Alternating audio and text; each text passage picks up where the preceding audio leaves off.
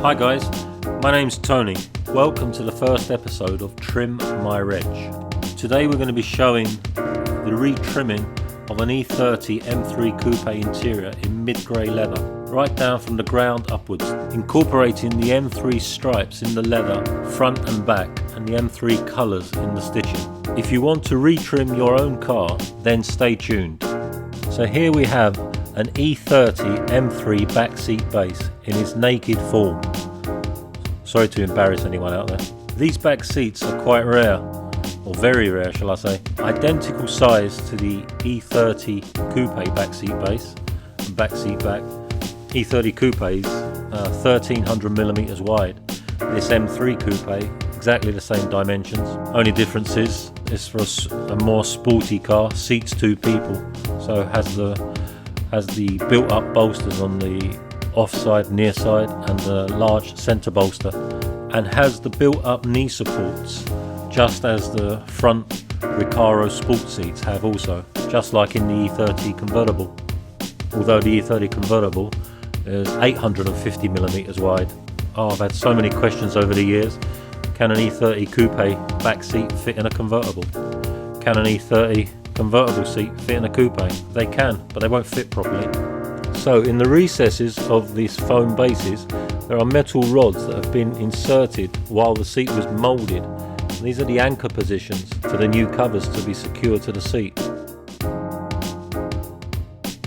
This rigid bit of metal sticking out of the bottom of the back seat back, underneath the near side and offside bolsters, is to enable you to anchor it to the body of the car. This is the mounting plate for the seatbelt holder. These holes are for the headrest stems. They're standard, pretty much standard. They're underneath every backseat back.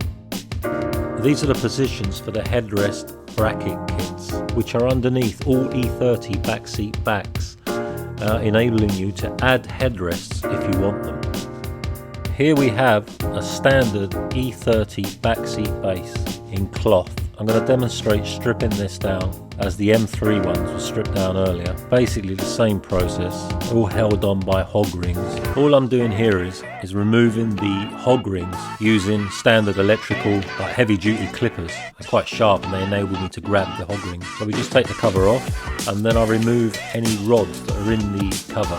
Firstly, it enables me to fold up the old cover. I just keep it for repairs, and the rods can be reused. And here we have an E30 cloth back seat back. Again, we're stripping this one down because the M3 back seat was stripped down earlier. While they are different seats, the process in stripping them down is essentially the same. Here we are removing the seatbelt holders that hold the seatbelt clips on the back seats. There's a double one behind the passenger and a single one behind the driver in the UK version. The other way around in the left-hand drive. These are rigid black plastics which take a bit of leverage to get out. I find the straight screwdriver does the job quite well. This double seatbelt holder is held on by rigid plastic lugs at the back, which just get pushed into the metal plate. These seatbelt holders, they were designed to be reused again and again. I've taken them numerous times. For our M3 back seat that we're trimming, we'll only be using the double seatbelt clip. The M3 is only designed to seat two people at the back, as opposed to the standard E30 coupe, which sits three. So here on this E30 backseat back, essentially same process as we did on the backseat base.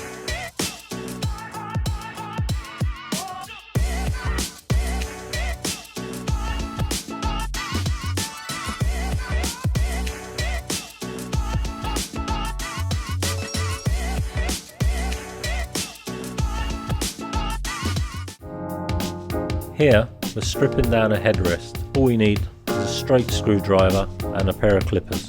With the clippers, I use these to remove the staples that are used to staple the ends of the material around the stems.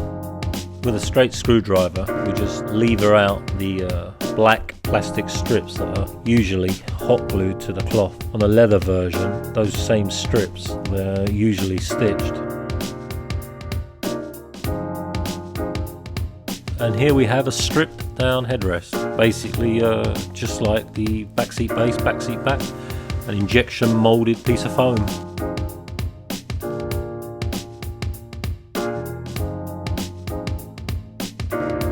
Just removing the plastic strips that were hot glued to the cloth cover. Again, they can be reused. I've reused them on many occasions and they're fine.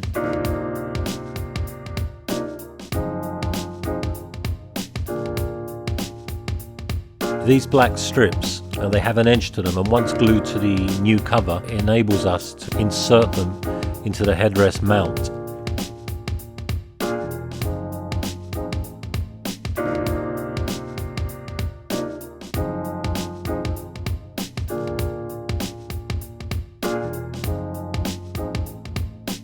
Here we are going to be showing the dismantling of an E30 convertible front sport seat. As opposed to the coupe sport seat we are going to be using for the M3 interior. The tools that we are using throughout this trimming video are your everyday DIY tools. No special upholstery tools needed. First of all, we're going to remove the plastic mechanism cover on this side of the seat. Now we have to carefully detach this white plastic which holds the cable in place that enables us to tilt the seat backwards and forward. Then, with a large flat screwdriver, remove the pin.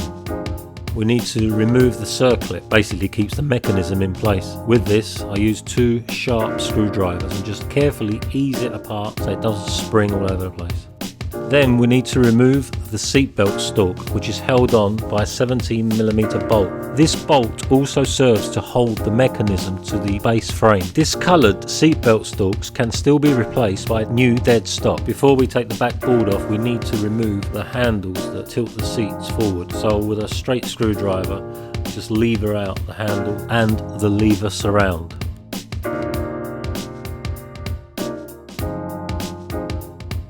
Basically, we now follow the same procedure on the other side.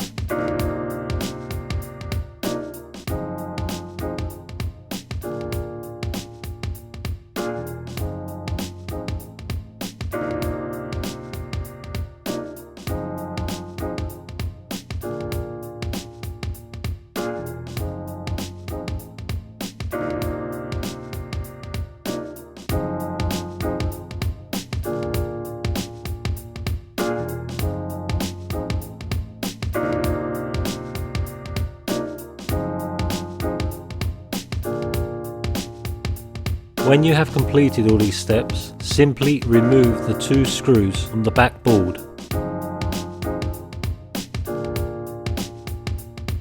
Because this is a passenger seat, it has a lever on each side of the seat. To enable us to take the backboard off comfortably, we need to bend one of the levers over. You can actually unscrew one and take it off, but it's just as easy, just to bend one round slightly so you can pass the backboard on one side over the lever. And with a sharp shove upwards, it will release the backboard, because the backboard is held on by 2 prongs. Over time, these 2 prongs can loosen and drop out. So, once you've got the backboard off, just crimp them together again. So these boards are covered in vinyl. Our boards for our M3 will be covered in leather to match the front seat.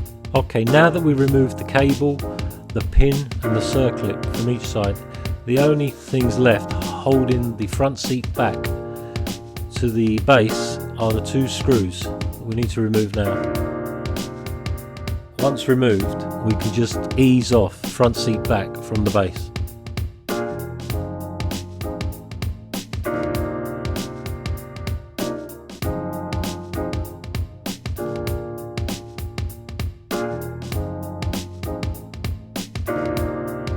Usually these brackets, generally find them broken due to the abuse and the weight of certain people on the seats. Fortunately, these 2 are in very good condition. Now the final stage in removing the mechanism from the base, just lever this up over the bar and ease it round and round until it comes off. This rear skirting just usually slice off with a knife.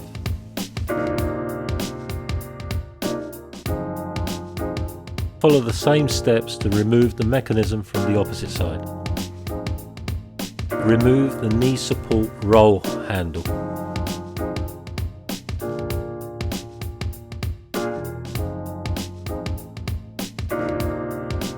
Remove this plastic skirting, which is just slipped over a pin and then held in by a black plastic clip.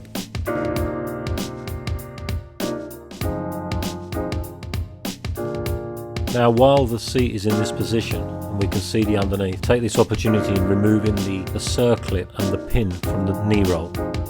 Generally just let the pin drop to the back and I can pick it out, because it's very awkward to get your fingers in there to catch it.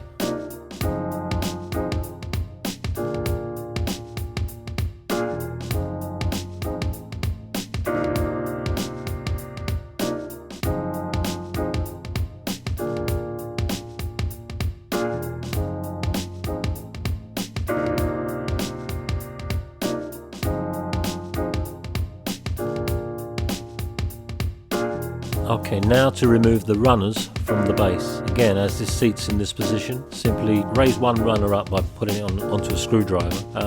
The runners are held in by two sprung-loaded clips. This is the sprung-loaded part of the pin. Just press this in and then tap the pin out.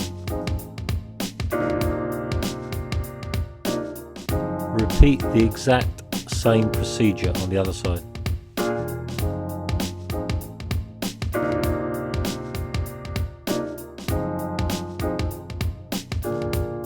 Removing this tilt lever on these sports seats sometimes is a right pain. They get corroded on, and the only way off generally is with a good lever via a claw hammer. There's a Torx T25 screw that you need to remove first. As you can see from this handle, it's got a lot of corrosion on it. So with this, we're going to sand it down, we're going to spray it before putting it back on a new retrimmed seat.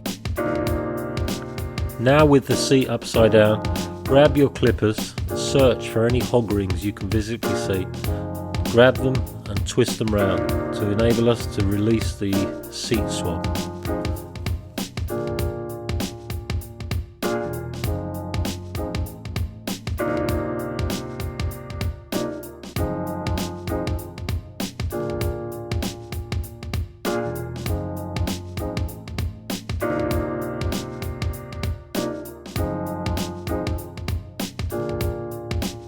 Once you've done that, grab yourself a straight screwdriver and lever around the edge of the frame the spikes. Lever them up to enable you to lift off the side bolsters.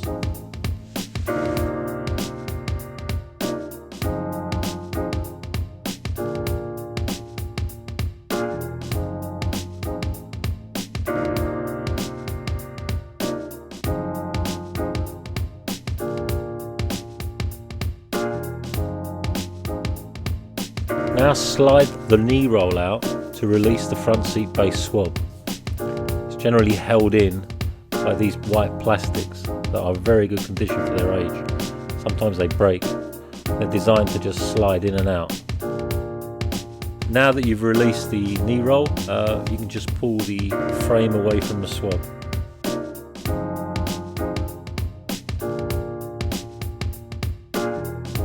Now we're removing the hog rings we couldn't see before, stripping the bolsters down and removing the wires as before.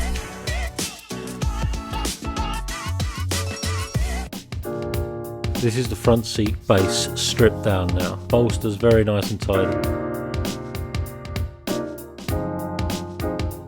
This base will now be brushed and painted black. The knee roll cover is held on by two spikes on each end of the knee roll. These need to be levered up to enable us to lift the cover off. And then there's two black plastic strips that hold it onto the main body of the knee roll.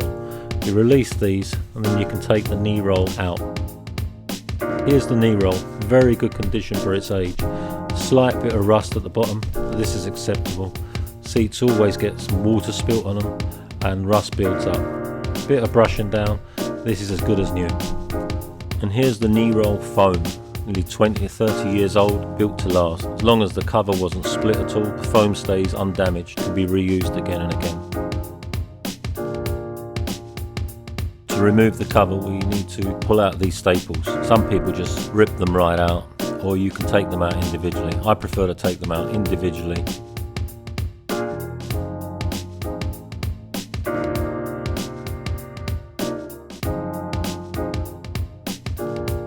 I could store away the cover quite comfortably, just folds up, put it away.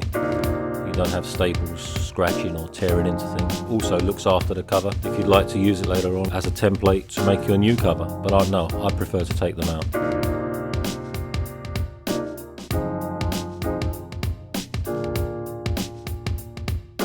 Now turn the cushion over, unfold the cover to remove the attachments. These usually break off, they're held on deep down by hog rings. Twist out the hog rings, you don't want them in there. We will not be using the same attachment method as they have on this cloth one for our leather one, but you want it nice and clean, ready for the next job.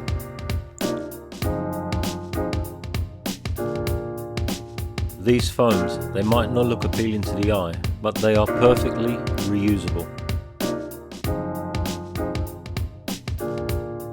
We take these plastic strips off to reuse on the new covers. This cover might look dirty, but with a good valet can be reused again. The front seat back is basically the same procedure as the front seat base to strip down.